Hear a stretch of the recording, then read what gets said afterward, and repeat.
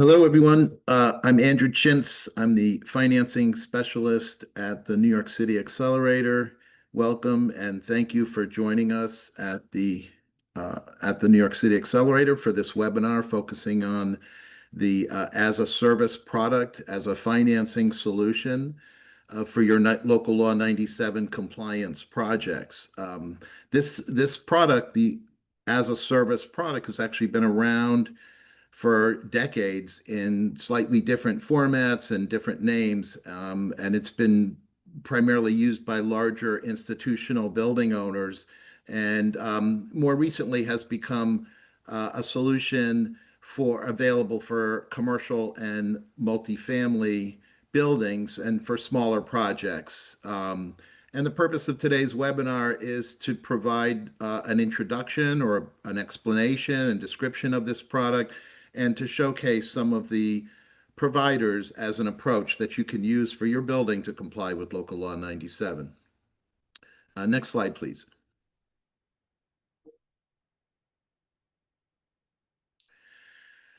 So I will give a very short introduction about the accelerator and about the as a solution product, and then we'll hear presentations from 4 different providers of the product: NORESCO, Ecosave, Allumia, and Generate Capital, and then we'll have time for some questions. You can go to the next slide, please. So I want to introduce you to the panelists. From NORESCO, we will have Derek James, who's Vice President of Project Development and Engineering. Next, Ecosave will present Frank Hennigan, a Vice President in the Northeast. Kate Heidinger is the CEO of Allumia, and she will do the next presentation. And Gopal Vemuri is Senior Director at Generate Capital, and he will present on his product and company. You can go to the next slide. Thanks. So just to give you a little bit of overview and context, you can go to the next slide as well. So what is the New York City Accelerator? This program is under the Mayor's Office of Climate and Environmental Justice. We provide free technical assistance for building upgrades. We can help you understand all the different local laws, particularly everyone's focused on Local Law 97, and help you understand how you can comply and what kind of projects you can do. We can help lead you to the incentive programs that are relevant for your building. We can help you with financing the project. And we have a service provider network that we can refer you to, and also can help you with solar feasibility studies with Solar One, our partner. You can go to the next slide. And how does it work? Who's eligible? We work with any building, private buildings that's greater than 5,000 square feet, new or existing. If it's smaller than that, or a 1 to 4 family building, we can refer you to our partner organizations.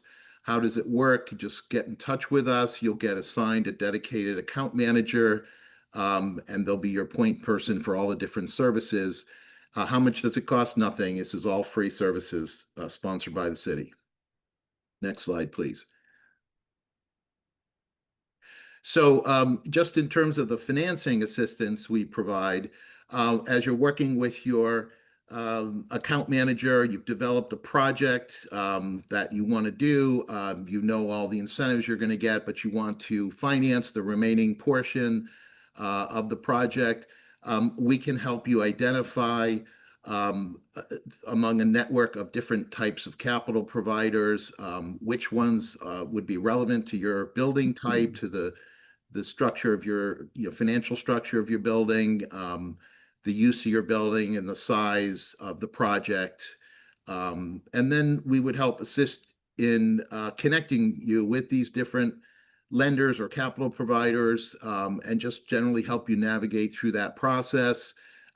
We can help you assess all the different options through a model that we have, and just generally be alongside you as an objective advisor.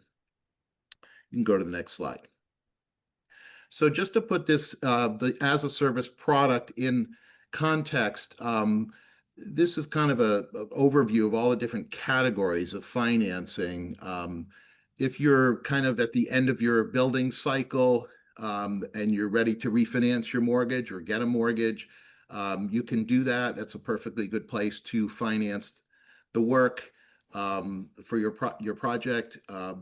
But most buildings are not at that point. They're not at the end of a capital cycle and ready to refinance their mortgage. So we have a number of different mid-cycle financing products. We have New York City Accelerator PACE financing, which probably most of you are familiar with. We have a number of specialty finance companies. They're usually nonprofits, mission-driven, CDFIs or local green banks. They actually are very active in this market. We have a number of different equipment lenders. And then we have this, what we call non-debt financing solutions, which is where the as-a-service provider fits. We call it non-debt because you're doing the work and funding it through a service contract as opposed to taking out direct financing. Go to the next slide, please. So what is an as-a-service solution? This is a turnkey full-service contract to develop energy efficiency or electrification projects. The service provider works with you to develop a scope of work. They actually do the work, install equipment, and they actually fund the work. And then once the project's done, they will provide any maintenance or maintain equipment that's been installed. And so this contract is usually long-term, often around 10 to 15 years. But the key is that the building owner does not pay any money up front. They don't have to pay for the project when it's completed. All of these services, including the funding, are paid back through this service contract, and they are often funded from savings that result from the work, either energy savings or other maintenance savings. The project scope can include both building envelope improvements as well as heating and cooling and mechanical system upgrades. As I said, the building owner does not have a direct loan. This is a way of doing off-balance sheet financing, and that we have found can be important for some of our building owners who cannot issue or cannot take out any additional debt or can't afford to repay any additional debt. So this is, where this kind of product can come in very handy. Also, what we've found, when we do these mid-cycle loan products, often there's a mortgage, and that the mortgage lender does need to provide consent when a building owner puts on additional debt on their building. This is a way to bypass that consent challenge, and it can be a challenge. We know it's often a challenge with PACE financing, but it's even become a challenge with financing that is not a senior financing, senior lien financing like PACE is. So this is a way to avoid that issue. And another point just to mention is that when you've done installation of certain equipment, during the service contract, the building owner does not actually own the equipment.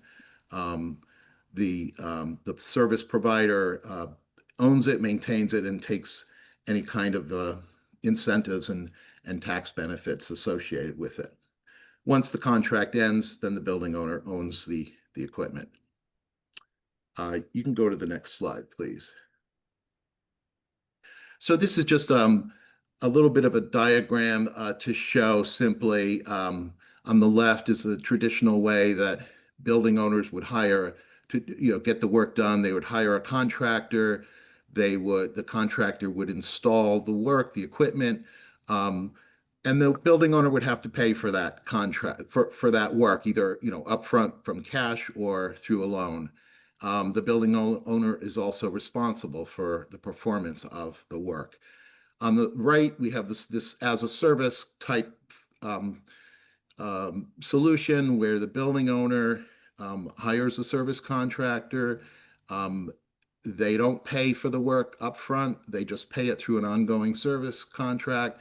And the contractor not only installs and funds, but also manages the project over time. And so you've shifted the performance risk over to the service provider. So it's basically a way to outsource the management of the project.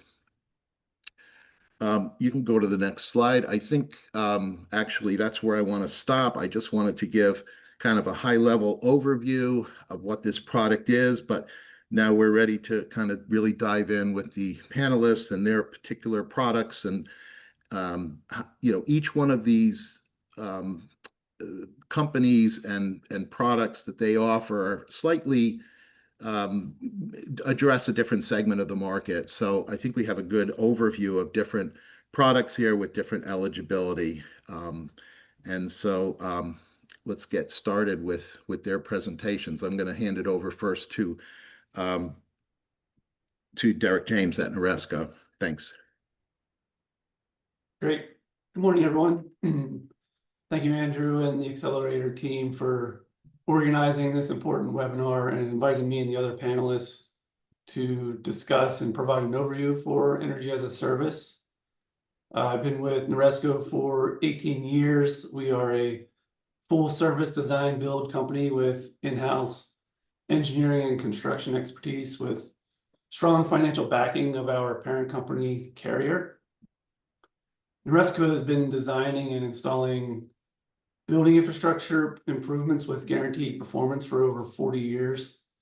And over that time, we've delivered significant energy and sustainability results for our customers, as illustrated by over $5 billion of guaranteed savings.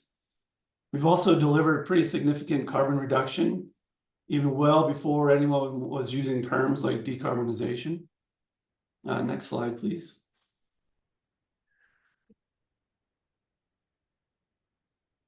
So we have experience in pretty much all of these vertical markets and understand the unique challenges that each of them faces.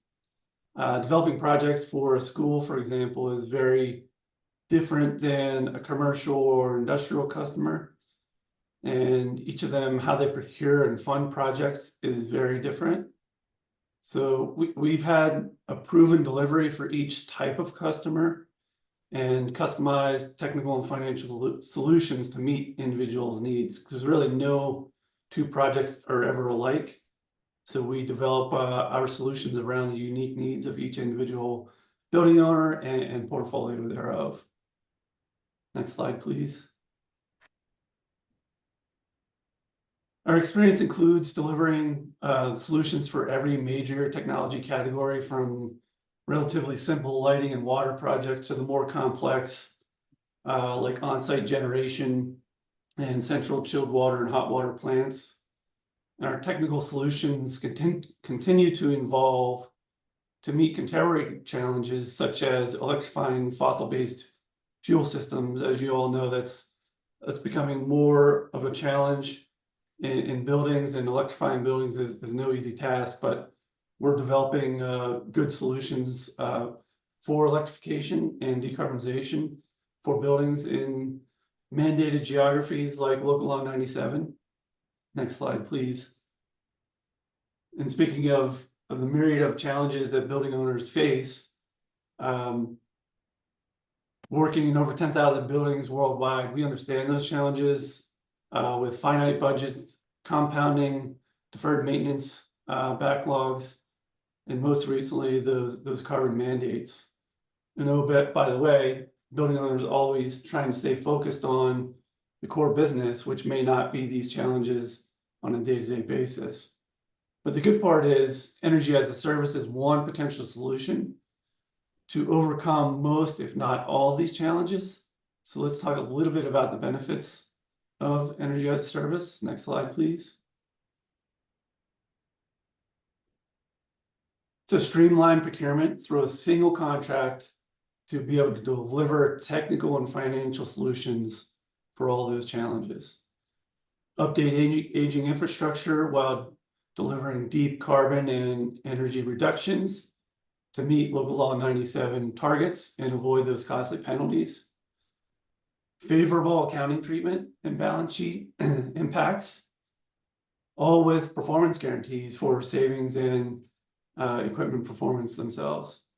Next slide, please.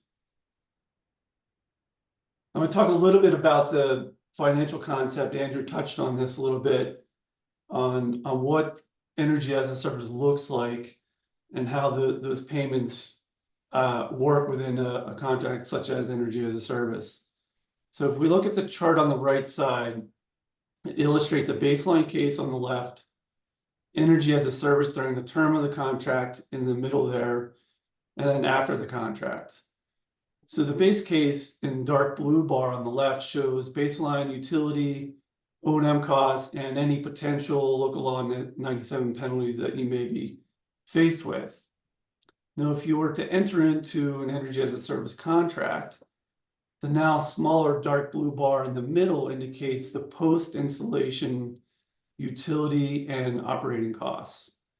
And the resulting savings would support the debt service to the financier, as well as any annual O&M and MFV types of payments to the service provider. And any of the surplus above and beyond those payments would go directly back to the owner. And on the right, after the term of the contract, all the debt has been paid down and the loan has been taken care of, all the remaining savings go back directly to the owner. Next slide, please. Now, I'll talk a little bit about how excuse me, energy as a service compares to other funding and contracting options. Next slide. So each contracting type provides varying levels of benefits and risks. As Andrew was indicating earlier, the difference between more of a traditional procurement process and the risks and benefits. I'll talk a little bit about how the risks shift as you look at the illustration there. The risk shifts and the continuum of that risk shifts from the customer to the service provider as you go outside of the circle. For example, if you chose to upgrade your central HVAC, including chillers and boilers, through a traditional means by hiring a mechanical contract through a design bid build process, the customer really bears most of the construction, financial, and operational risks. In a design build contract with performance guarantees, as you go out into the circle there, the design, construction, and performance risk shifts from the building owner to the design build contractor. And as we continue to go out into the circle, energy as a service at the most outer ring here is showing that all those other risks that I talked about for design build performance guarantees hold true in energy as a service, in addition to the asset ownership sits with the provider, as well as the full operational and maintenance risks is also assumed by that particular provider. The types of payments also differs amongst the different contract options. Design build typically is a fixed payment construct, while energy as a service has both typically a fixed component and a variable component. Variable payments are based on equipment performance and output. For example, a chilled water plant's payment could be based on the actual metered cooling output in a $1 per ton hour basis, for example. So the end user only pays for what they actually consume from the equipment.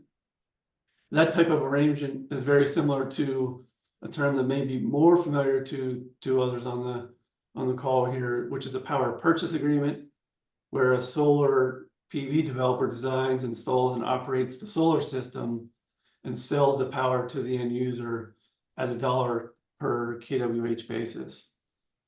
One other important aspect of this arrangement, the variation between the different contracting types, is as you go out into the circle and the different contracting types and you shift the risk away from the building owner to more of the service provider, the cost of the capital becomes relatively higher as you move that risk out to the more of the service provider.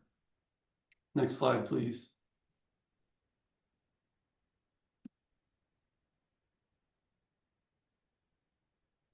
So who are the parties involved in an energy as a service arrangement? And it varies from contractor and provider. But generally, the way that we work within energy as a service is the contractual relationship is between the customer and an investor like Generate Capital, who you'll hear from a bit later. We're actually currently developing projects with Generate in this very arrangement for several large industrial customers. We partner with investors such as Generate, who's a market leader, to provide the capital, who owns the assets and supplies the benefits of the upgraded equipment in return for payments that are generated from the verified savings.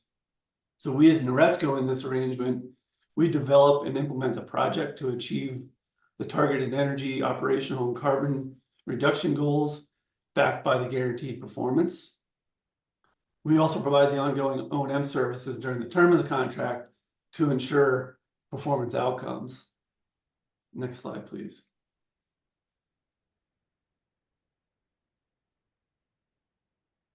Last piece I'd like to share is just our project delivery process. NORESCO has complete responsibility for development, design, and performance. In development, we're identifying the technical solutions and collaborating and getting input from the customer to determine best value options. And then once we have conceptual agreement on those, on the project and the bundle of energy conservation measure types, we do further engineering in the design phase to optimize the full suite of projects to arrive at a guaranteed savings proposal. And then once that proposal is agreed upon and the contract is executed, we build and commission the project.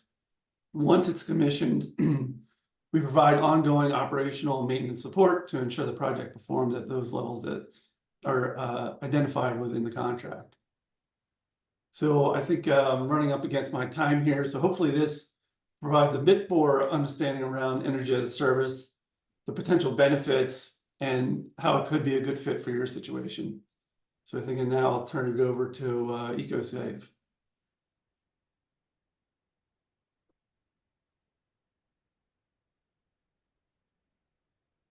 Thank you, Derek.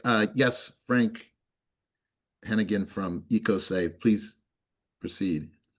Thank you, Andrew. Again, thank you for the opportunity to present today. You'll hear from a lot of us that have similar models, and I think that there isn't a solution here that can't help everyone on this call. So I'm excited to collaborate with some of these other vendors as well. So next slide, please. Next slide. So Ecosave is a full turnkey energy solution provider where, similar to NORESCO, we do the design in-house, we implement the energy conservation measures, and we offer in-house off-balance sheet funding models and also financing models to pay for these building upgrades with no money out of pocket and no debt on your balance sheet.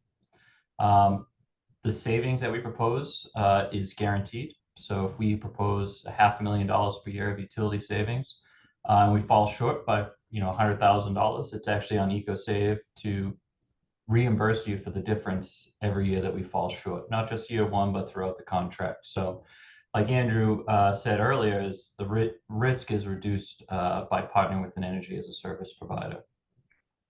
Also, the performance guarantees are part of the contract as well. So if we replace boilers and chillers, rooftop units, Ecosave pays for the repair or replacement of the equipment throughout the contract term. Ecosave has been around for about 23 years, 14 years. We've been based out of Philadelphia, but we also have offices in New York and Boston as well. About 4 years ago, which is when I got involved, we partnered with a private equity firm out of New York called Ridgewood Infrastructure Partners. Did that for a few different reasons, but a primary driver was to open up access to very competitive capital. Right now, we price projects well below rates most clients can achieve on their own through backing by Ridgewood. In today's market, we're right around 10-year SOFR plus 300 basis points, but that kind of fluctuates periodically. So it's very competitive interest rate baked into our service contract. And Similarly to what Andrew mentioned, is that we also give all the incentives upfront as a discount to the project. So if there's whatever program is available, there's $1 million of free money. We take that right off of the top, and then we give it as a discount to you for the project, and then fund the difference. Next slide, please. Just some team members that you'll see floating around New York City. I sit in Boston, but I also head up the New York team as well. And Lisa and Hernan are our local New York City sales reps. So we'd be happy to answer any questions that you may have once the panel is over. Next slide, please. We're very engineering tech force heavy. So there's not a lot of top tier people on our team. We're boots on the ground, finding energy savings. And our typical project saves building owners about 35% in-house. As mentioned, we have been around for 23 years, and we've retrofit over 3,700 buildings during that time. Next slide.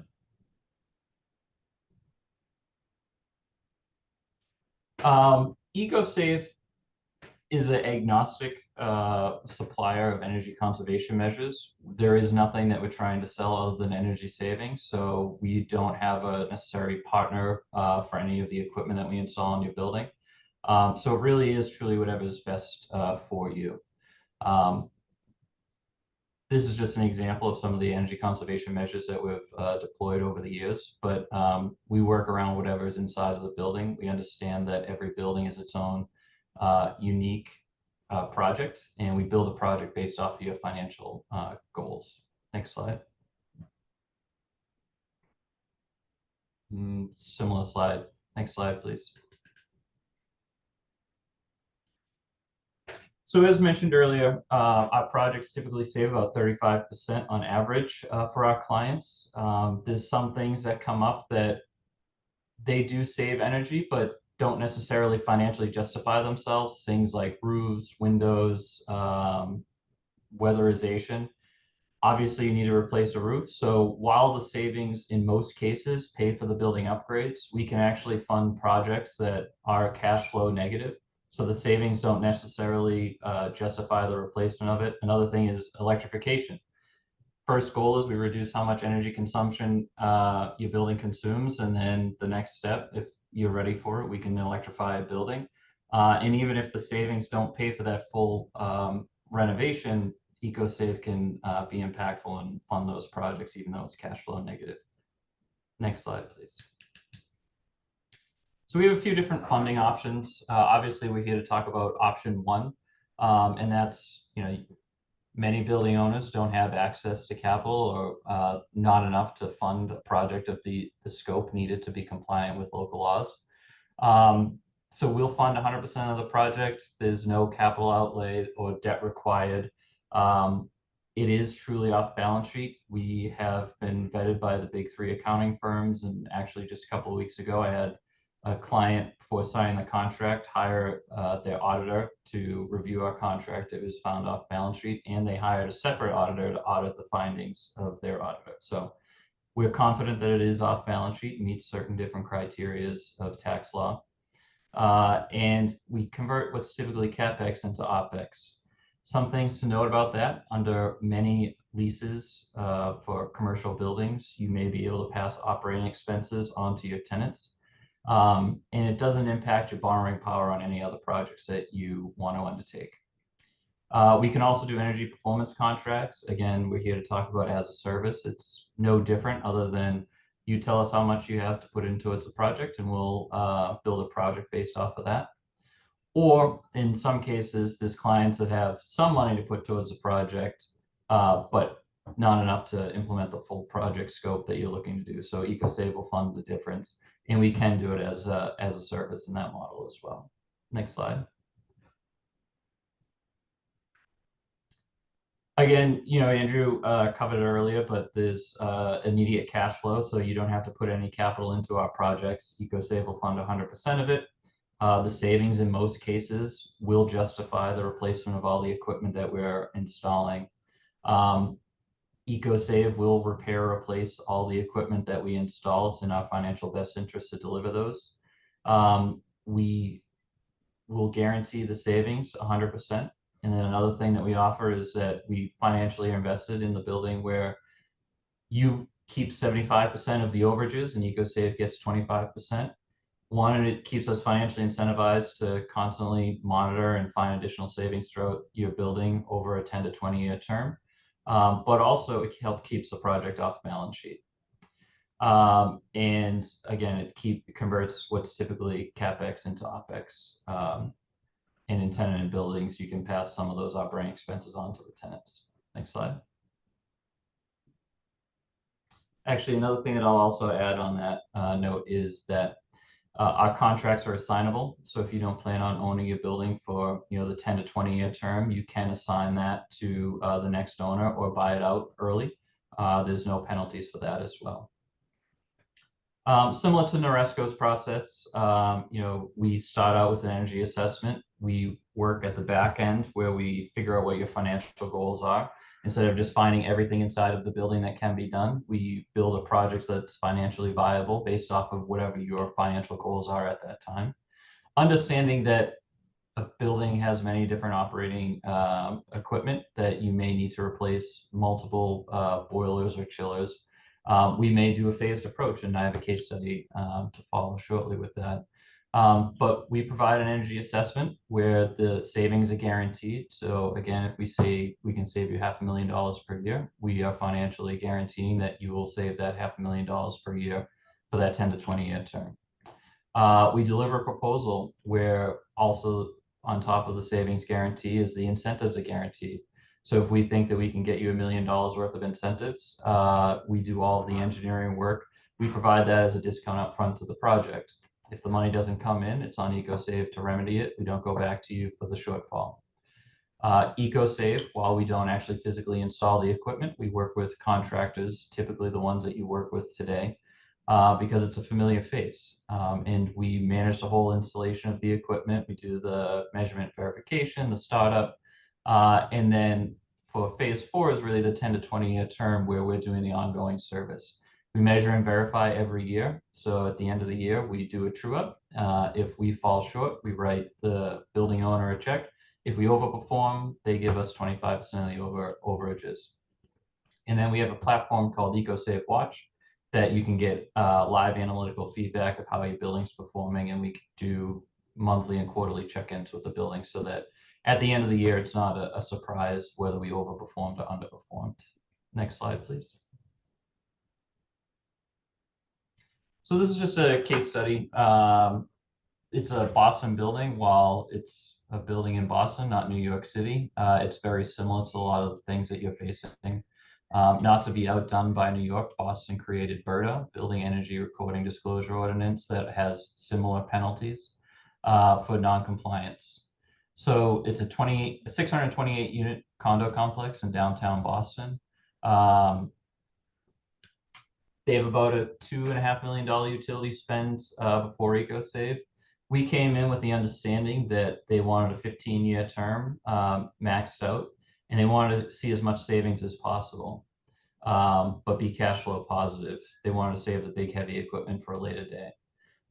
So we developed a project that included VFDs, mechanical room insulation, expanded the building automation and building management system, replaced steam traps, and implemented smart sequencing through our Ecosave Watch platform.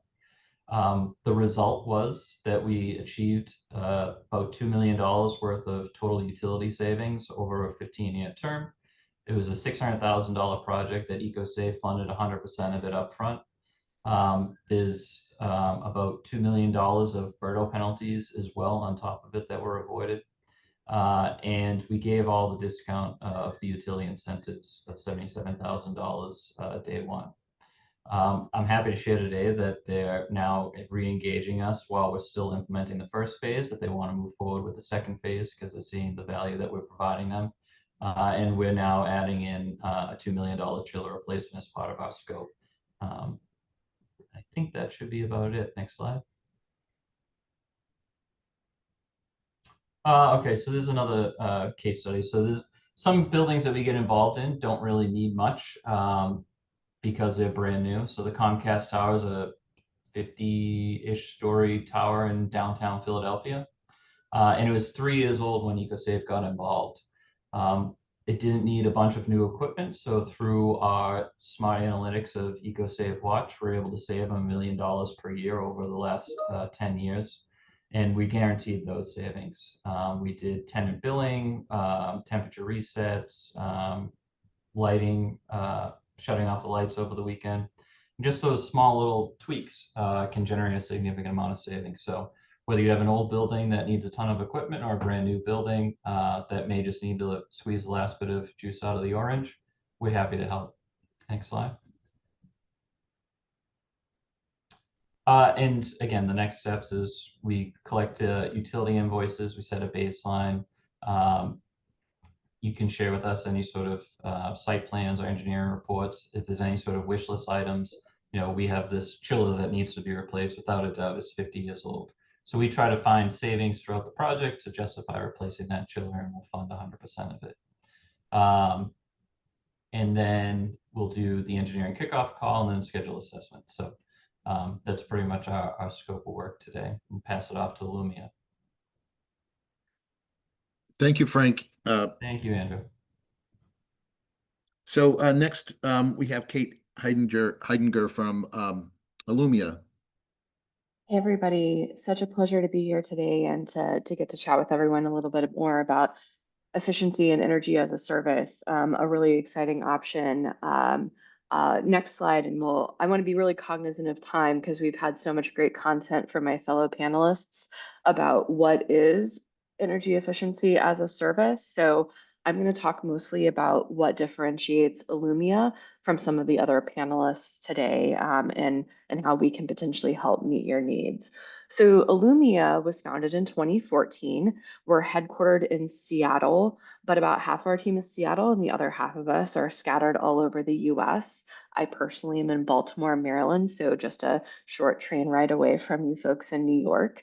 In that 11-year history, we have funded over 1,200 customer sites across 38 states in the United States. And so a really broad geographic spectrum, and also, as I'm going to discuss, a pretty broad customer base and type of customers that we work with. Our typical as a service model is what we call shared savings. You've seen something that looks a lot like this chart before, the concept that you have a utility bill now, and after the project is completed, a portion of that savings goes to cover the cost of our particular program. One thing that differentiates us a little bit from both NORESCO and Ecosave is that rather than doing end of the year true ups around that energy savings, we actually bill you and sub-meter at a circuit level the measures that we implement and fund on behalf of our customers. So every month, your bill reflects your actual energy savings that month. So you're not overpaying and waiting for a true up at the end of the year. We're able to keep that trued up on a monthly basis. So a little bit of a difference there in terms of how we manage billing and that particular shared savings model. Next slide, please. So I won't get into this too much since we've had a really robust conversation about what as a service is, but there's a couple of areas that I just want to point out that are fairly different for us. Typically, our contract terms are between 4 and 10 years. Our average contract term with one of our customers is actually 7 years. So we tend to do shorter contracts versus 10 to 20 years. And also, I think a little bit unusual in this space is that we really focus on projects that are under $1 million per site of capital deployed. And in fact, the vast majority of our portfolio is in the $50,000 to $200,000 range. So we really specialize in working with smaller customers in supporting smaller project sizes that are often really hard to underwrite, both with traditional finance companies and also with other as a service providers. Next slide. This is a list of the available solutions that are currently part of our portfolio and things that we're actively funding and managing. If you see something that you're thinking about doing and it's not on this list, that doesn't mean we won't do it. As far as we're concerned, a project is a project, and we're really excited to fund all of those solutions. But this is just a general overview of the things that we do most frequently, whether it's energy efficiency measures, electrification measures like heat pump replacements and things like that, or infrastructure like EV charging stations or storage solutions. We do not fund renewable energy and energy generation, so that is something that we don't currently support. But if there's another type of energy related project that you're considering doing that falls into that smaller price range, that's absolutely something that we can support through our program. Next slide. I mentioned this before, but a few things kind of about how we think about funding projects. A lot of the customers that we work with are small businesses, often nonprofits or municipal customers, folks that tend to have a really hard time both allocating budget for energy projects, but also who have a hard time getting underwriting for more traditional financing due to either their project size or the type of business that they are. So for us, we're willing to go down to $35,000 in hard costs per site. We regularly fund that size and type of projects. We use a range of documents to really assess the underwriting for each individual customer. When a customer works with us, similar to the other folks on the panel today, our customers sign a contract with Allumia that covers both the installation, the maintenance, and also the financing. And then on the back end, we work with multiple different types of debt facilities and finance partners that Allumia is contracting directly with. And the reason that we kind of separate those financing facilities from the customer is that some of them are better fits for different types of customers than others. For example, some of those folks will have better rates for multifamily housing, and some of them will have better rates available to us for industrial customers, for example. And so one of the nice elements of simplicity that signing with Allumia brings is that we're kind of doing that work on the back end to match each customer up with the right lender to make that project as cost effective as possible. Next slide, please. In terms of how we underwrite, a little bit of information about what kinds of things we're looking for during that underwriting process. Profit and loss statements or cash flow statements for the business, typically for 2 years. Balance sheets for that particular business entity for 2 years. If they're audited, that's fantastic. But if they're internally prepared, I know especially with small businesses, audited financials are kind of a burden. We're happy to take a look at those and utilize those. We might have some follow-up questions, but generally it's a pretty simple process. For sites that have what I'll call a distressed balance sheet, let's say, for example, you've got a building that's a pretty substantial asset, but it's been depreciated over a number of years. A recent appraisal is something that we can utilize to make sure that we're able to underwrite you appropriately. And those are all pretty basic steps that we go through to really get a good picture of that customer.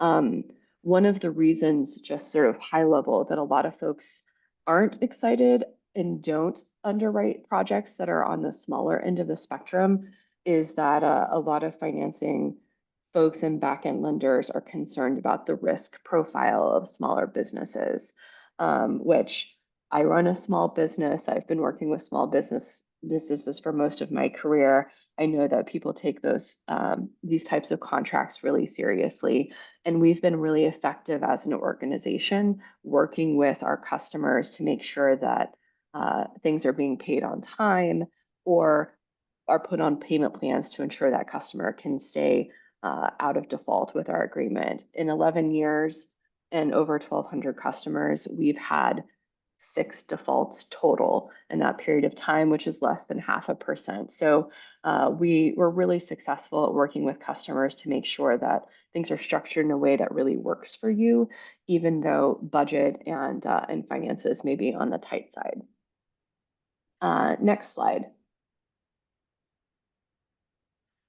So this is just a picture of our customers. As I mentioned before, we work with a really broad range of different industry types, whether it's multifamily housing, dorms, hospitality, low income or income constrained multifamily, retail, food, beverage, as well as commercial mixed use, all types of customers and customer sizes from the low end project size of $35,000 up to multiple millions of dollars. So a really broad spectrum of folks there.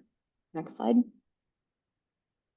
In terms of who might be a best fit to work with us specifically, as I mentioned before, projects between $35,000 and $1 million, or customers with multiple sites that collectively add up to over that $35,000 mark. Great example of this might be, for example, we have a longstanding relationship with Goodwills in a couple of different states that we work with, where they have relatively small projects and needs on the energy efficiency side, but they have multiple buildings that we're working with. Customers who are capital constrained and who prefer a service or maintenance contract or an off-balance sheet financing option. And then again, just a list of a lot of the different types of businesses and organizations that we work with, including residential retirement communities, charter schools, and a really broad range of folks. Next slide. Who might not be the best fit for us are folks who already have a lot of budget set aside that they can put into a project. If you are pursuing an RFP process and you're really at the starting point of needing to get multiple bids, that's not always a great fit for us. And one thing I will say from a differentiation standpoint, we are not a self-performing contractor, is maybe the way to think about it. So we have engineers on site on our staff, but really our role is vetting other contractors' work. So we have a network of contractors that we utilize to implement projects across the country, but we're also really open and very frequently work with customers who've already come up with a project. They already have a contractor they really like working with, and they want to use that contractor to do this project. In those particular cases, you as a customer and your contractor can come to us, and our engineering team vets those energy savings assessments, maybe makes some suggestions about some tweaks to those plans, and then we would move forward with funding that project. So if you're at the very beginning of figuring out what you want to do, that's not always a great starting point for us, but we're happy to support you really at any point in your journey. But typically we're talking with customers and contractors who've already really decided what they want to do, and they just need that last barrier of capital overcome to get them finished.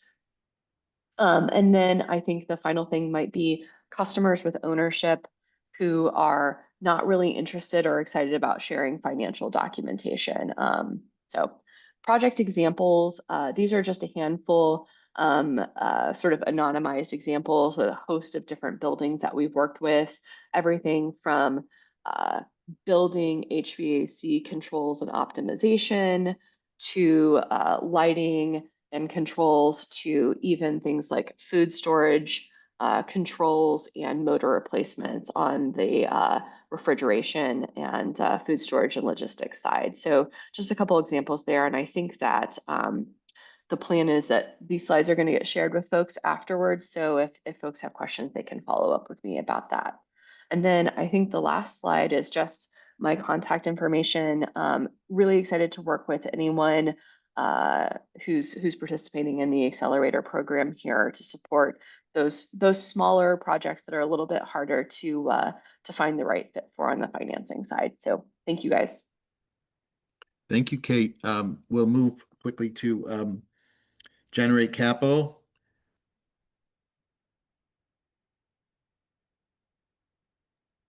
Hi, everyone. How are you? My name is Gopal Vemuri. I'm a member of the customer solutions team here at Generate. I'm excited to have this conversation with you. I will try to keep it tight since we're coming up on time here.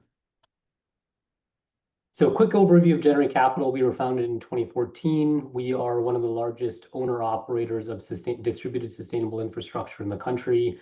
We've raised over $14 billion over the last 10 years and currently have over $9 billion in assets under management. Our historical mandate is really focused on as a service, almost exclusively. That is our core focus from a project development and project implementation and funding perspective. And we have offices throughout the country as well as in Europe. We have offices in New York, San Francisco, DC, and London. Next slide, please. I will cover this quickly because I know that I think a lot of folks on the panel earlier described what energy as a service is and how it works, but maybe just to emphasize how Generate is looks at things a little bit differently in terms of our flavor of energy as a service. So our overall approach is for this to be an enterprise-wide, campus-wide approach. So rather than looking at an individual set of technologies at an individual site, the goal is to be multi-technology and multi-site, and for this to be a programmatic partnership with a standardized set of terms and conditions that's broadly applicable across all of the technologies and all of the sites. So the overall goal is for this to be very scalable for our customers and accelerate the implementation of these projects and also accelerate the achievement of our customer sustainability goals in a cost-effective way. But similar to the previous presenters, our model is for this to be no capital required, a performance-based payment. But from a technology perspective, I would emphasize that we are focused on LED lighting, HVAC, but we also are one of the largest owners of fuel cells, for example, in the country. We do cogen, central plants, process integrated technologies like pumps, motors, fans, refrigeration systems, compressed air systems, boilers, chillers, just about anything that decarbonizes operations and improves operational and financial footprints for our customers are projects that we fund. Next slide, please. Similar to the description of energy as a service that was provided by the previous presenters, our focus is really for these projects to have no upfront cost and result in immediate savings for our customers so that there's a positive cash flow impact, no balance sheet impact, and no upfront capital. And within the New York context in particular, we were very focused on local 997 compliance and having that be a key outcome for the folks that we work with. Maybe worth also noting that all of our contracts and all of our projects include a performance guarantee, which means that the savings and performance of the projects themselves are fully guaranteed by us, and the payment itself is fully contingent on the savings and performance guarantees being met. Next slide, please. This is where I think there's a little bit of a bit more granularity on our side that we wanted to present around the financing structures. So the traditional energy as a service financing structure is one in which there's a project company that's established by us in this case, and there's an energy services agreement between that project company and the customer. Underneath that, and managed by us, we would work with design build contractors, O&M contractors, and like Derek mentioned on the call earlier, we work with NORESCO. They're a best-in-class provider of engineering, construction, and operational services. So we would essentially manage that on the bottom part of this slide. The key difference in terms of market evolution that we've seen over the last, let's say, 18 to 24 months is that the market can now access tax-exempt energy as a service structuring. Just to be clear, this is for institutions that are themselves tax exempt, but now energy as a service can be done in using tax exempt capital that remains off balance sheet for the end customer. So traditionally, let's pick a hospital, for example. a nonprofit hospital. That nonprofit hospital can go raise debt from third party from the tax exempt market, but that would be on balance sheet. The innovation in the market that's happened over the last 24 months or so is that we will work with a 501c3 to establish a subsidiary borrower SPE. That borrower SPE, which is in the middle of this diagram in the dotted arrows, is the entity that will raise money from the tax exempt market, which allows for a lower borrowing rate, and it's structured with this nonprofit SPE borrower.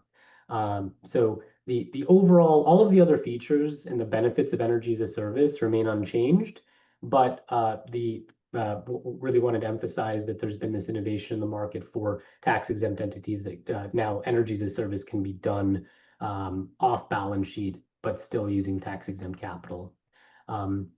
Worth noting that given the evolution of the market, the typical transaction size for the tax exempt structure tends to be on the larger side. So what we've seen is that tax exempt is very well suited in today's market for larger institutions, multi-campus facilities, but that is starting to change. So as there's economies of scale and as the market evolves and transaction costs become more efficient, we're starting to see that number tick down in terms of where customers can access this. Next slide, please. We can skip over this slide. This is just a quick overview of how our process works. It's very similar to other folks on the call earlier. Worth noting that we've spent quite a bit of time. We've had a very successful track record in New York City. Generate has had a very successful track record in New York City in particular. We are one of the largest owners of solar rooftop across, we have 17 megawatts across 72 sites in the city. And the overall goal is for this to be a long-term reduction to energy cost and stable energy cost over the next 20 years under a PPA structure. The partnership really helped the city move substantially faster towards its overall sustainability goals. And we're very excited to be in this partnership with the city. The next slide gives a quick overview of another school district that we're working with in Florida in particular. In this specific case, we've invested several $100 million in LED lighting, IoT-based energy management, and that's resulted in 34% in annual energy savings with no upfront capital cost and over 100,000 metric tons of annual CO2 reduction. It's a really exciting program, essentially an evergreen program that's been going on for 7 or 8 years now. It's been a very successful partnership for us and for Hillsborough. It's the type of engagement that we'd love to replicate across the country.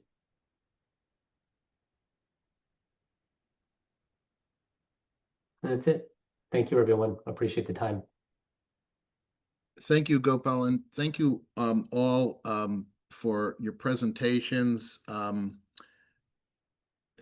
We've run out of time. I think what we're trying to do, since we really wanted to have a lot of the different market segments represented here, and so I think it was great that we had these different providers, focusing on their different variations of the product. Unfortunately, we ran out of time for the questions, but I think what we'll try to do is respond with those answers separately. I know that the slides will be available as well. So I think we'll wrap it up. I really want to thank everyone for joining. I hope that the as a solution has become more familiar and that you now know some of these providers. And as always, please reach out to New York City Accelerator. We can help you with your financing, with providing the financing options or connecting you with them and helping you with that process. And of course, we can provide a lot of other technical assistance through our other resources. So thanks everybody for joining. Talk to you again soon.